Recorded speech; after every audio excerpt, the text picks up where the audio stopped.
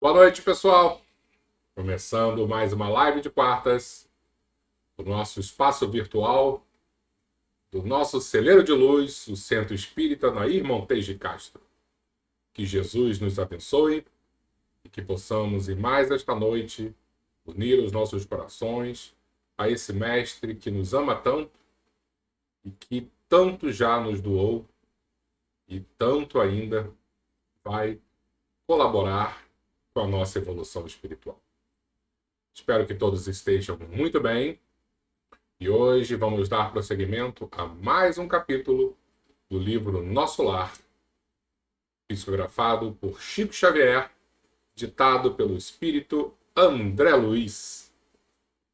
Estamos, como é que eu vou dizer? Porque André Luiz passou os últimos capítulos conversando com a senhora Laura, mãe de Lísias, seu amigo. E durante algumas semanas nós percebemos esse acolhimento maravilhoso que André recebeu desta família tão evoluída e tão espiritualizada. E hoje, um capítulo que parece ser despretensioso, algo pequenininho, mas que tantos ensinamentos vai nos oferecer. Né? É uma aula de celebração à amizade, à família, né? Eu acho que é isso que nós estamos precisando, cada vez mais, porque o mundo cada vez mais necessita desse núcleo familiar mais forte, mais coeso, porque somos a célula da sociedade. A família é a célula da sociedade. Dá aquela olhadinha para ver quem já está por aqui. Oi, Neia, muito boa noite para você. Eliane, boa noite. Olá, Maria Terezinha, muito boa noite para você também. Sérgio, boa noite. Torci muito pelo Fluminense, hein? Grande abraço, mando um super beijo para o Bernardo. Cadê o Netinho? Maria Terezinha? Porque ele tem que aparecer aqui, tô com saudade dele, hein? Daqui a pouco as pessoas vão aparecendo e vou dando o boa noite para cada um. Vamos dar uma olhadinha aqui para ver como se chama o capítulo de hoje. Capítulo 25, Generoso Alvitre. Nós vamos perceber que um desejo muito caro de André Luiz foi atendido, que é o desejo que ele tem de iniciar logo um trabalho na colônia Nosso Lar. Para quem caiu de paraquedas, está assistindo essa nossa live pela primeira vez, o livro fala sobre a colônia espiritual Nosso Lar. Muitos já assistiram ao filme, mas nem todos leram o livro. E esse livro é bem mais completo do que o filme. E André Luiz está no momento ainda de transição dele, com aquela vontade enorme de trabalho, de trabalhar, de ajudar, de cooperar, mas ainda não tem condições. Vamos perceber que está entrando nesta fase onde o ministro, se eu não me engano, Clarencio, já vai liberar vai permitir que se concretize essa vontade, esse desejo de Nosso Lar, e a partir deste capítulo ele inicia seu processo de ajuda ao próximo na colônia Nosso Lar. E como nós estamos muito próximos do Natal, o que eu preparei para a gente nessa introdução deste capítulo? Lembrando que a gente sempre faz uma introduçãozinha e depois inicia a leitura.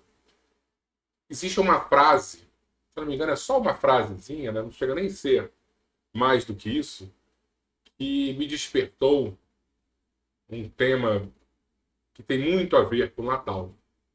Então eu vou fazer uma introdução natalina e a partir dessa introdução a gente inicia a leitura do capítulo, tá bom? Eu acho que vai ser legal para todo mundo. lembrar de Natal, para nós que somos espíritas, é algo extremamente importante, né? Porque com certeza a gente pensar em Jesus no momento da cruz, né, naquela fase da Páscoa, onde ele sofreu tanto, de alguma forma, a gente tem uma sensação de que esse foi o momento mais complicado na trajetória do Cristo aqui na Terra. Mas se pararmos para pensar, como será que foi a transformação, a preparação de um espírito tão iluminado para nascer num corpo ainda tão pouco desenvolvido, um corpo físico tão pouco desenvolvido como o nosso? Muitos estudiosos do espiritismo, né, das religiões, acreditam que essa transição de espírito puro para poder nascer num corpo tão ainda material e de uma certa forma com tantas limitações, foi algo muito mais doloroso do que o desencarne dele na cruz. Então, se a gente conseguisse imaginar quem nós somos, né? Já que estamos na época de Natal, vamos imaginar uma árvore de Natal muito bonita e nós seríamos aquelas luzes pequenininhas da árvore de Natal. Né? Bem pequenininha, que quase não ilumina, tem um pedacinho só de iluminação. Comparado a Jesus, Jesus seria uma estrela. Né? Olhar o nosso Sol, o tamanho do nosso Sol, a força que ele tem, né? A potência energética que o Sol possui, ele seria Jesus. E nós seríamos essa luzinha de Natal. Então vamos imaginar pegar uma estrela com todo esse esplendor, diminuí-la para colocar num corpo de carne. Olha o trabalho que deve ter sido isso. Olha que transformação. E outra coisa, que abnegação de Jesus se permitir apagar para trabalhar em nome do nosso Criador, em nome de Deus, aqui na Terra. Então nós temos que ter, nesse momento, nesta época do ano, atenção em dobro. Né? Temos que louvar em dobro esse Espírito tão iluminado que é Jesus. Um agradecimento redobrado por ele ter descido até as nossas míseras existências e doado tanto de ensinamento, tanto de amor, tanto de exemplos. Eu acho que essa fase do Natal é uma fase única para celebrarmos essa doação do Cristo. E se entrarmos um pouquinho na história, né, na história de Jesus, o que os Espíritos nos apresentam sobre ele, os Espíritos vão dizer que Jesus, ele é o governador do nosso planeta. Ele que organizou toda a criação desse orbe azul. Então, 4,5 bilhões de anos atrás, Jesus já era esta mente brilhante, esse ser completamente em sintonia com o Criador. E ele organizou baseado na ordem e na beleza. Por isso que quando olhamos a natureza, sempre falamos, a natureza é perfeita, tudo é organizado, tudo é belo, né? Tudo se encaixa. Por quê? Porque Jesus utilizou esses dois princípios, a ordem e a beleza, para construir o nosso planetinha, que amamos tanto também. E além dessa construção, além desse desenho que ele fez, porque é um arquiteto, é um engenheiro, ele também é responsável por cada existência que existe no planeta. Por cada ser, desde as microcélulas até os seres mais evoluídos. E quando a gente imagina um espírito com tanta responsabilidade assim, temos que perceber que as nossas vidas são importantes para ele. E se em algum momento olharmos, ninguém nos ama, ninguém nos quer, a gente se sente às vezes tão rejeitado no mundo, né? Tão deslocado. Quantas vezes nós nos sentimos deslocados? Não podemos perder jamais essa percepção. Jesus está ligado a cada um de nós e preocupado com os mínimos detalhes da nossa existência. Não estamos sozinhos e jamais estaremos. Então eu vou pegar só uma fasezinha de 500, na verdade são 2.500 anos atrás, 500 anos antes da existência corporal dele aqui na Terra.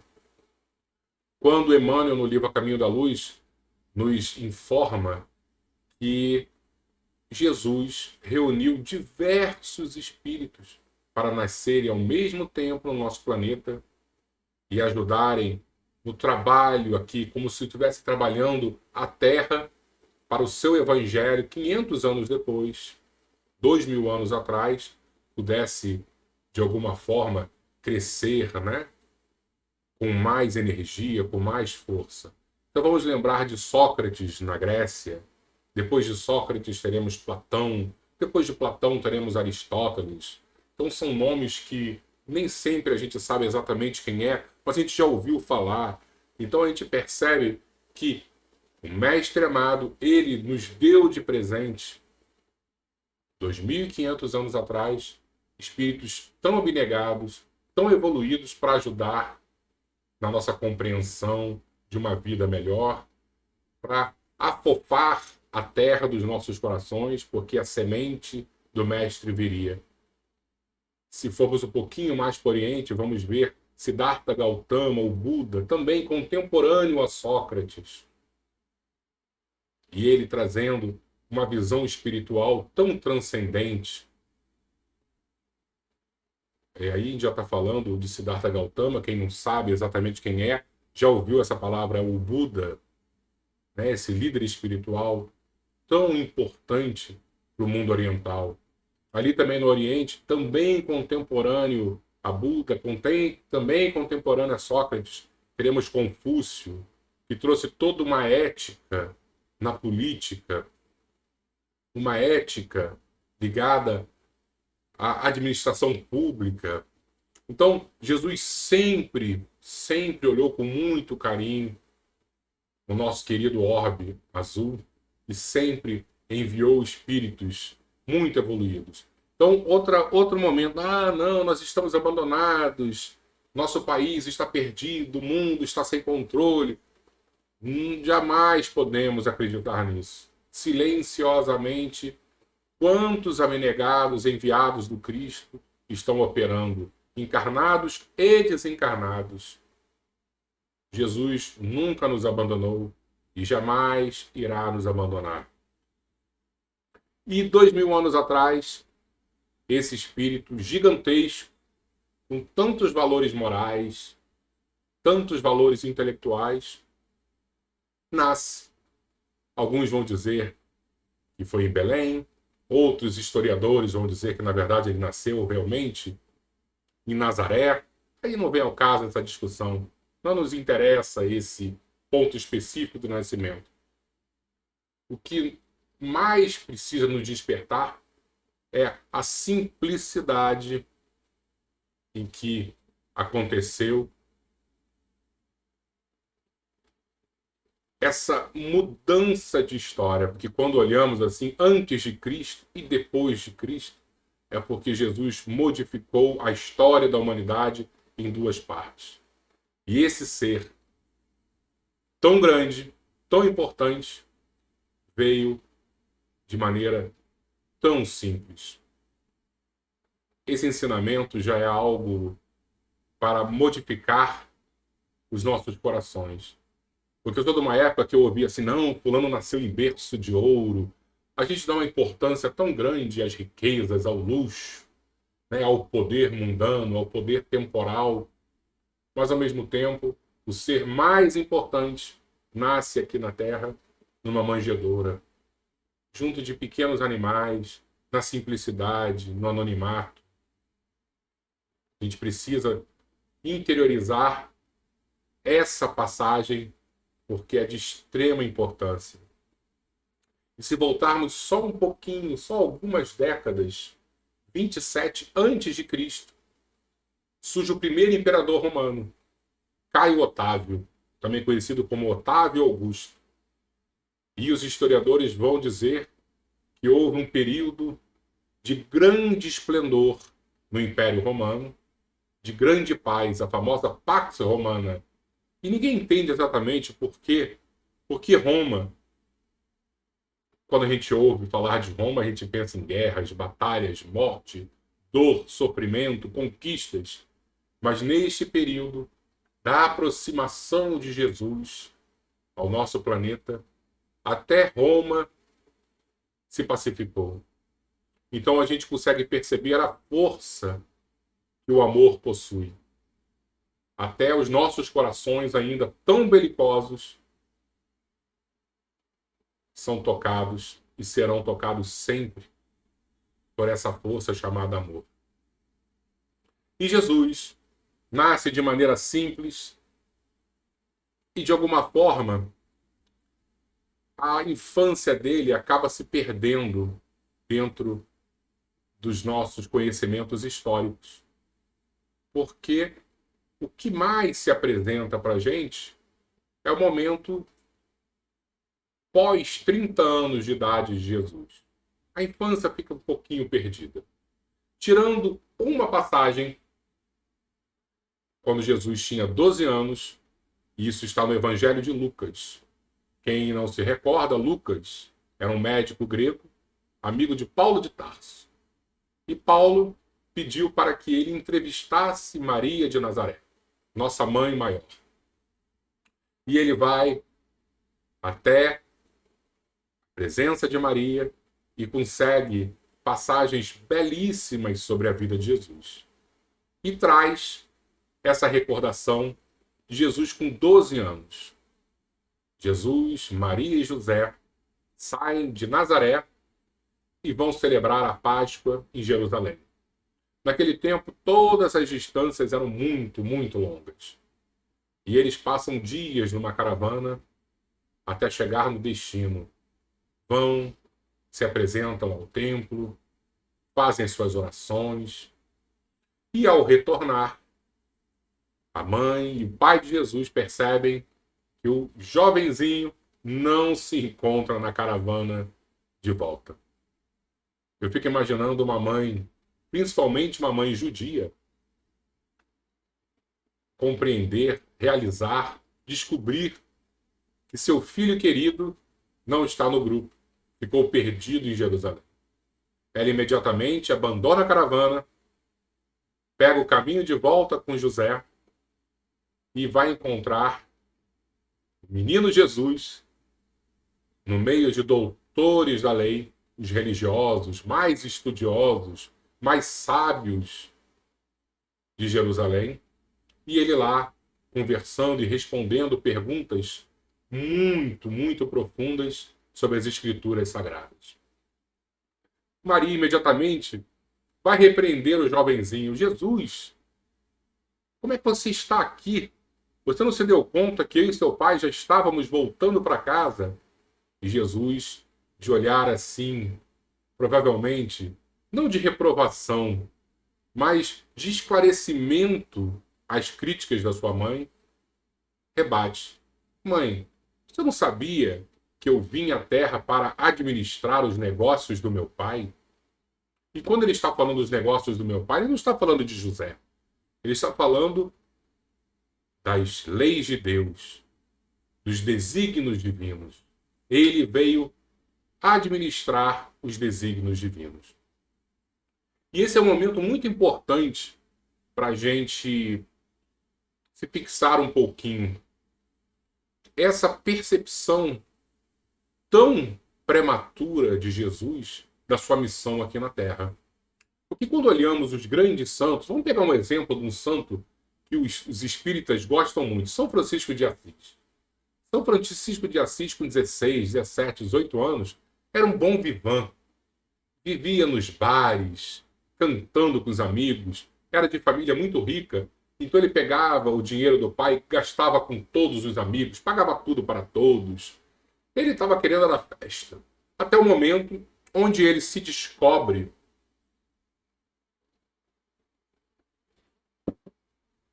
ele compreende a sua responsabilidade cristã na Terra e a vida dá uma guinada total. Mas o que eu quero dizer é que até os santos, que nós temos como os mais espiritualizados, têm um momento ainda de não perceber a sua missão, um momento de transição de seres mundanos para seres espiritualizados. E quando pegamos essa passagem de Jesus, já com 12 anos, ele tinha plena noção do seu trabalho a desenvolver no plano físico. Então, realmente, Jesus é um ser diferenciado. Mas, Leco, será que nós temos alguma informação um pouco mais detalhada do que ele fez nesse período de infância? É engraçado, né? Porque existe um vácuo. Nós não sabemos exatamente o que aconteceu com Jesus até os 30 anos. Nós temos as informações sobre o seu nascimento. No caso do Evangelho de Lucas, essa passagem de Jesus com 12 anos, mas apenas isso. Depois, nada vamos saber da vida e da obra de Jesus até os 30 anos. Mas existe um livro espírita, e eu acho que esse é o grande ponto que temos que conversar hoje, que fala um pouquinho sobre a infância de Jesus. Existe uma passagem, eu já não lembro mais qual livro, acho que é Boa Nova. Se não for Boa Nova, é o livro Maria de Nazaré. Algum desses livros, assim, esses best-sellers do Espiritismo. E conta que Maria estava conversando com Isabel, sua prima, e um pouquinho distante estava Jesus e João Batista, os dois primos, muito pequenos, muito jovenzinhos ali também confabulando. E o assunto que girava entre os dois rapazes eram assuntos transcendentes sobre o reino de Deus aqui na Terra, como eles fariam para transformar o nosso planeta. E Maria e Isabel ficavam olhando e pensando, esses meninos são tão diferentes, o que será que passa na cabeça deles? Por que eles são assim? E Maria começa a comentar com Isabel que Jesus quantas vezes saía e voltava para casa com pessoas desconhecidas, muitas das vezes mendigos, ladrões, pessoas de má vida. Conversava, aconselhava, alimentava. E ela achava isso tudo muito estranho. E a Isabel sugeriu, por que você, Maria, não pede para José para colocar em Jesus numa escola mais assim, como se fosse um local de preparação para que ele virasse um doutor da lei, né, um grande religioso do judaísmo? E Maria disse que já havia conversado com José a respeito disso. Mas Jesus se meteu na conversa e disse, não, mãe, eu não preciso disso, eu não tenho nada que aprender com eles. O que eu preciso fazer até chegar o meu momento é trabalhar silenciosamente. É por isso que meu pai precisa me ensinar o ofício. E aí muitos vão dizer que é o ofício de carpinteiro, mas os historiadores hoje em dia já sabem que José era muito mais que um carpinteiro. Ele seria como se fosse um faz-tudo, né? Trabalhasse como pedreiro também, trabalhasse em diversas áreas. E Jesus pediu para que José lhe passasse esses ensinamentos para que ele trabalhasse de maneira silenciosa, sem chamar a atenção, justamente porque o exemplo do trabalho seria o exemplo mais importante. E aí nós ficamos pensando, porque Jesus foi para a Índia, porque Jesus ele se juntou aos essênios para aprender isso, aquilo. Emmanuel diz no livro A Caminho da Luz, sem desmerecer os essênios, Jesus não tinha nada o que aprender com eles. Jesus veio pronto. Jesus estava muito, muito antes de existirmos, já estava pronto, aguardando esse momento de doar a sua vida à humanidade. E para encerrar essa introdução, vamos lembrar sobre o primeiro milagre de Jesus. Ele já adulto, vai nas bodas de Caná, um casamento, e recordar um casamento naquela época, 2000 anos atrás, é completamente diferente de um casamento hoje em dia, onde você vai numa casa de festas, aluga o espaço por 4 horas, os convidados aparecem e vai todo mundo para sua casa. As distâncias eram muito diferentes 2000 anos atrás. Então, para uma família chegar até o local das bodas, demorava às vezes 2, 3 noites caminhando, 3 dias caminhando. Então, as festas demoravam também 2, 3 dias, para justamente todo mundo ter tempo para conversar, para se rever. Não existia telefone, não existia e-mail, não existia WhatsApp. Então, quantas histórias, quanta saudade estava também envolvida nesses reencontros. E já quase no final do casamento, na última fase, como se fosse o último dia de celebração, Maria percebe que o vinho acabou. E isso era uma vergonha enorme para a noiva, para o noivo e principalmente para os pais da noiva, que eles é que financiavam a festa. E Maria, percebendo isso, chama Jesus e avisa Jesus.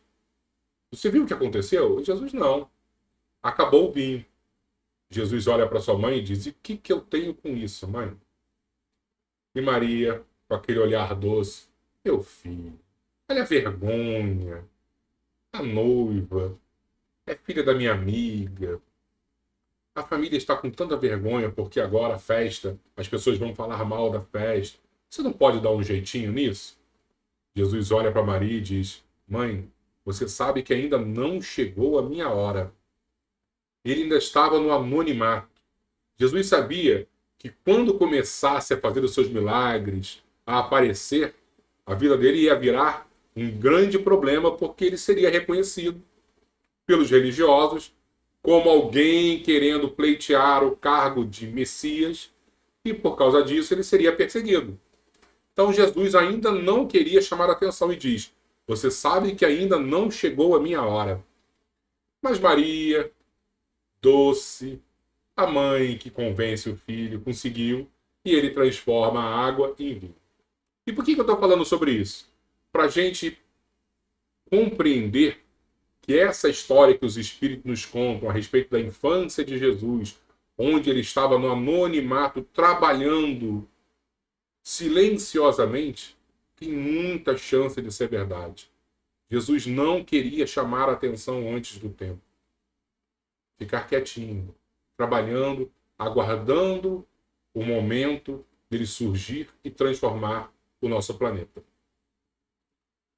Então, de todas as nossas histórias hoje sobre o Natal, o nascimento, é a gente entender o poder do trabalho silencioso, da ajuda, onde as pessoas não precisam nem saber o que está acontecendo.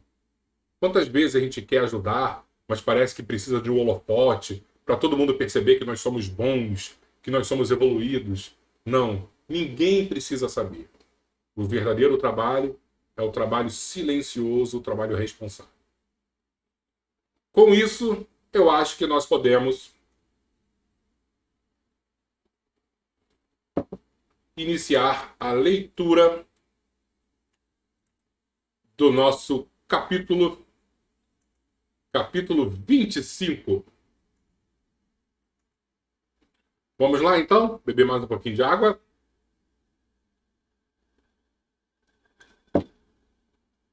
Generoso alvitre. No dia imediato, muito cedo, fiz leve refeição em companhia de Lísias e familiares.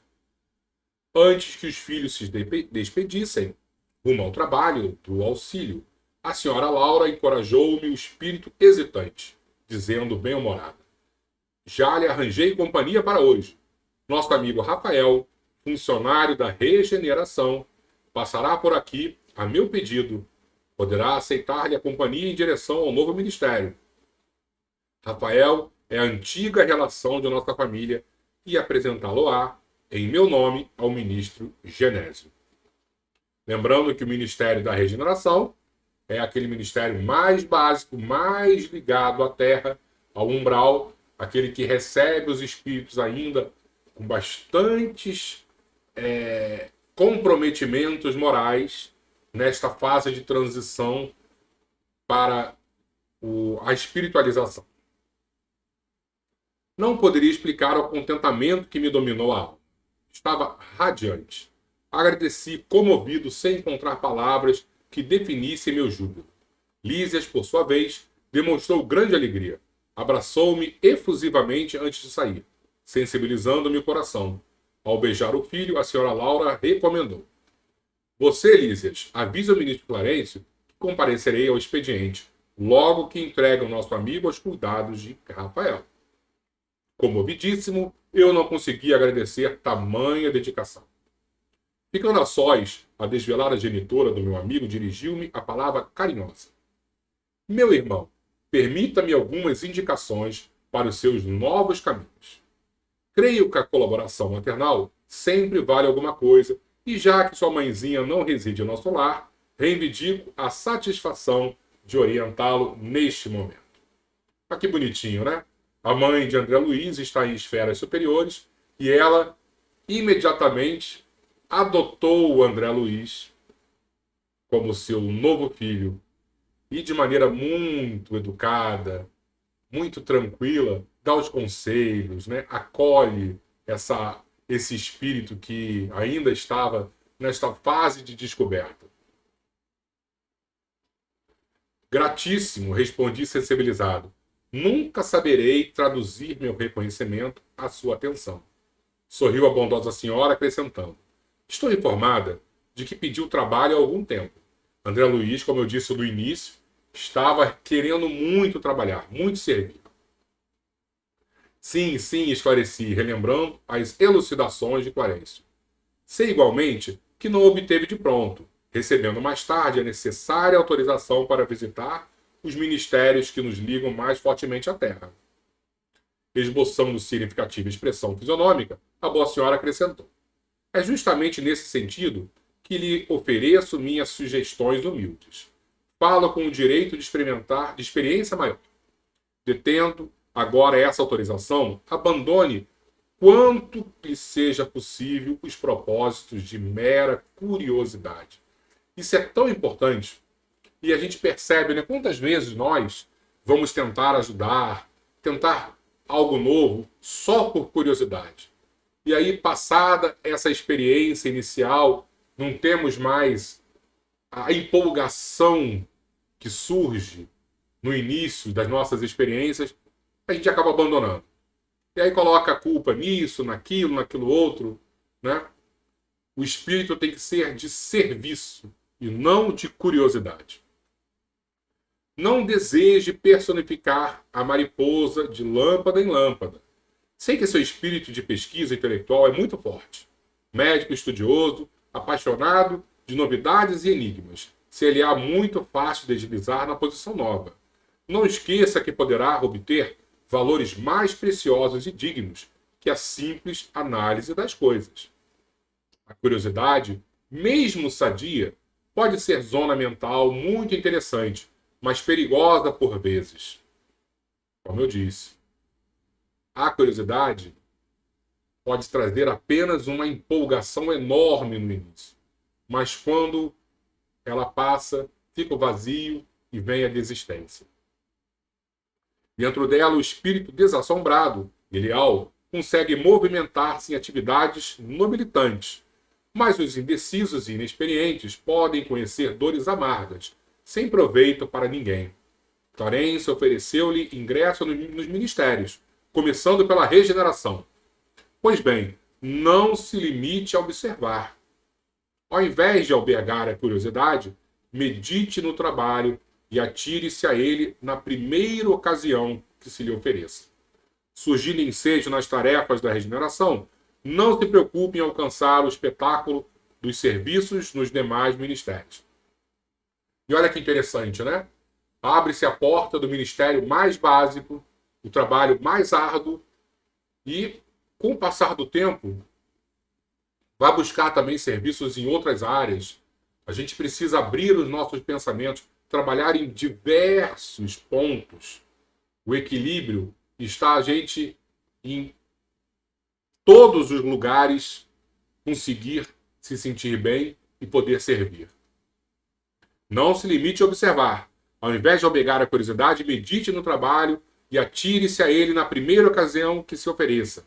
Surgindo ensejo nas tarefas da regeneração, mais uma vez, não se preocupe em alcançar o espetáculo dos serviços nos demais ministérios.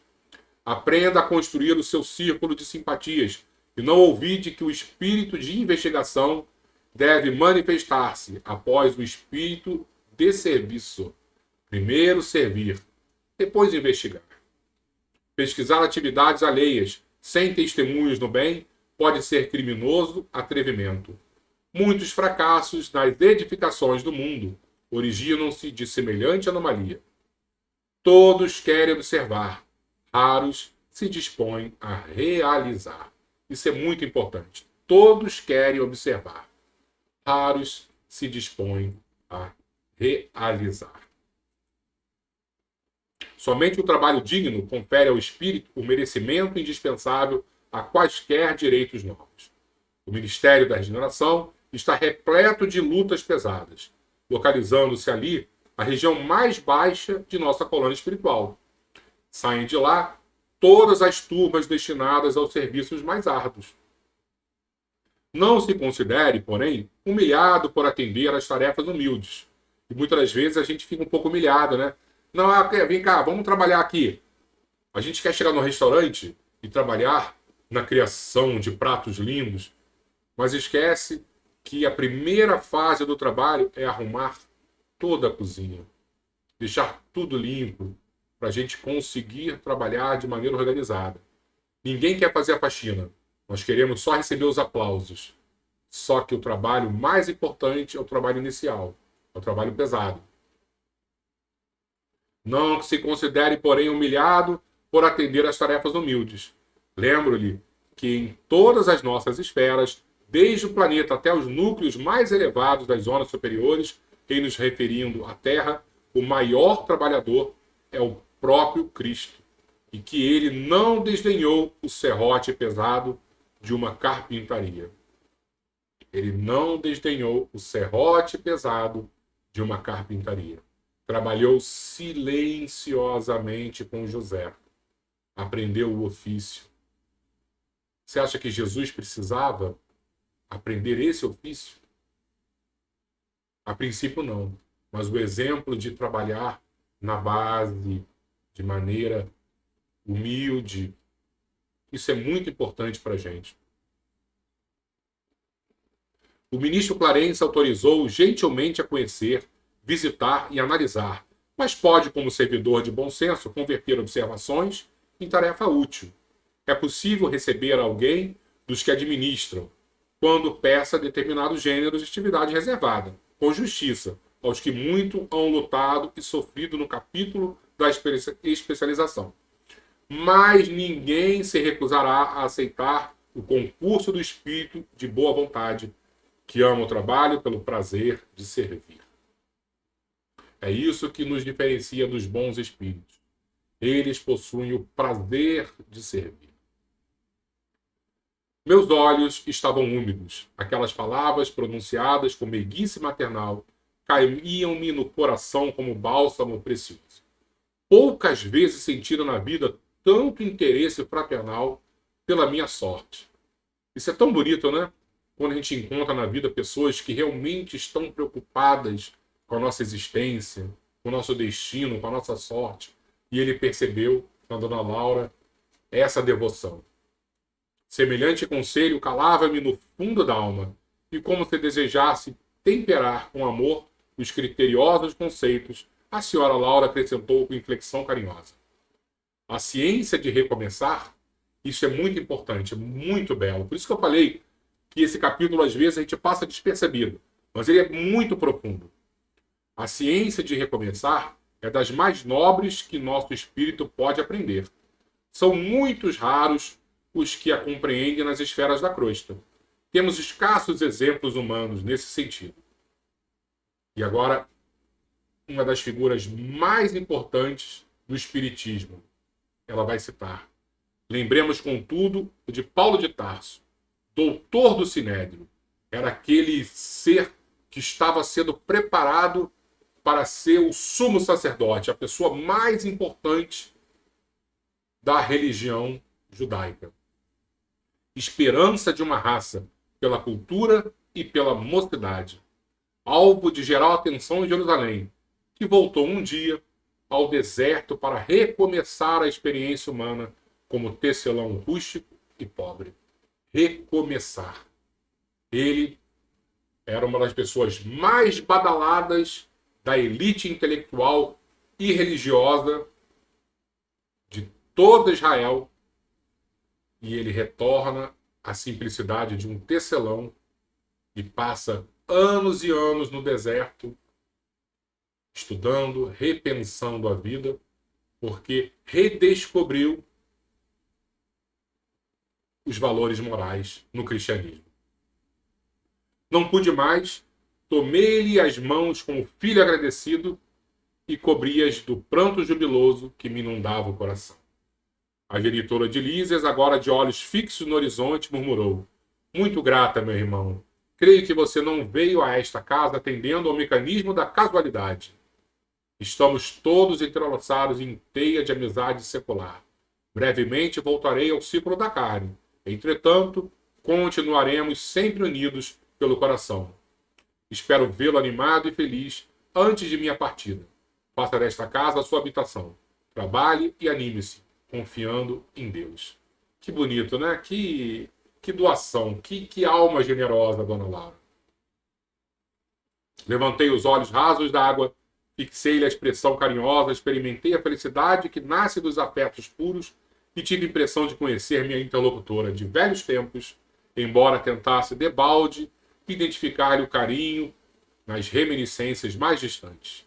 Quis beijá-la muitas vezes, com o enternecimento filial do coração, mas nesse instante alguém bateu à porta. Fitou-me a senhora Laura, mostrando indefinível ternura maternal, e falou: é Rafael que vem buscá-lo. Vá, meu amigo, pensando em Jesus. Trabalhe para o bem dos outros, para que possa encontrar seu próprio bem. Que bonito, que capítulo bonito. E semana que vem, novas perspectivas.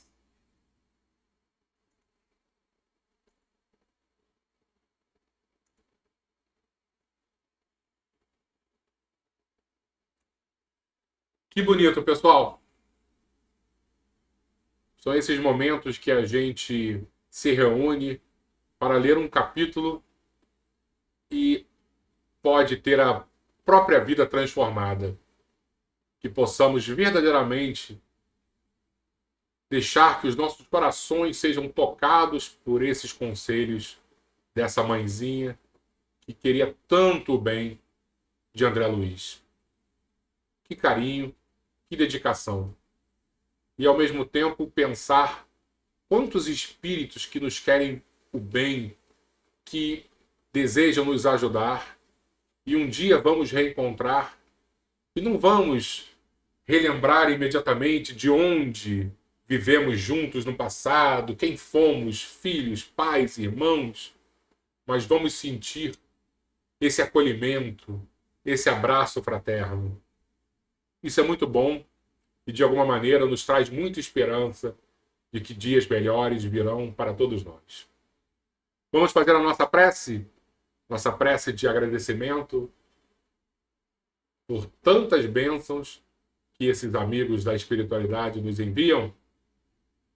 Vamos lá. Aguinha.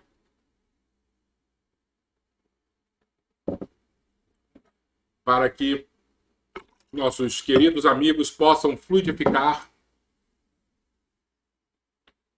e que os nossos corações fiquem mais calmos, mais tranquilos, com a certeza de que somos especiais e que Jesus nos ama profundamente. Vamos lá. Vamos fechar os nossos olhos, como de costume, e lembrar de Maria, nossa querida mãe. caminhando com José, buscando um local para descansar e, ao mesmo tempo, dar o maior presente que a humanidade já recebeu: o nascimento de Jesus. Esse mestre que é amor, que é dedicação, que é humildade, que é doação, apagou a sua luz, diminuiu a sua potência vibratória, para que pudéssemos aguentar a existência dele aqui na Terra. Ficaríamos cegos se ele aparecesse com todo o seu esplendor. E uma vida de dedicação a Deus e dedicação aos homens. Ele conciliava essa ponte, a divindade com a criação. Só ele sabia fazer esse caminho. É por isso que precisamos tanto celebrar o seu nascimento. Agradecer com uma oração ainda é pouco. Precisamos agradecer com ações. Amar como ele nos amou. Perdoar como ele nos perdoou. Que possamos, nesse período do ano, redobrar os nossos esforços, buscando seguir os passos desse mestre maior.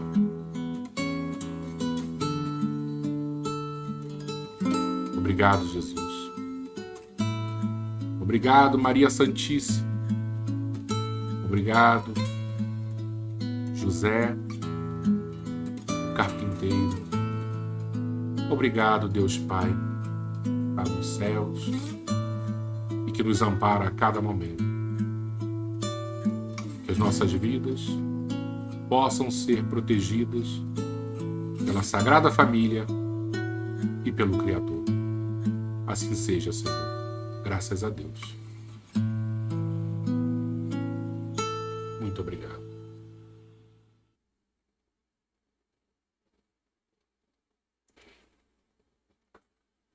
Muito obrigado, pessoal. Com o coração cheio de alegria, que eu me despeço de vocês e que possamos verdadeiramente passar um Natal de paz, harmonia, tranquilidade, sem brigas, sem discussões políticas, só vibrando amor e, de alguma maneira, servindo também. Porque existem muitas pessoas que necessitam de carinho, de um apoio material, de uma palavra amiga. Possamos servir, principalmente silenciosamente. Obrigado a todos. Fiquemos com Jesus, hoje e sempre. Feliz Natal!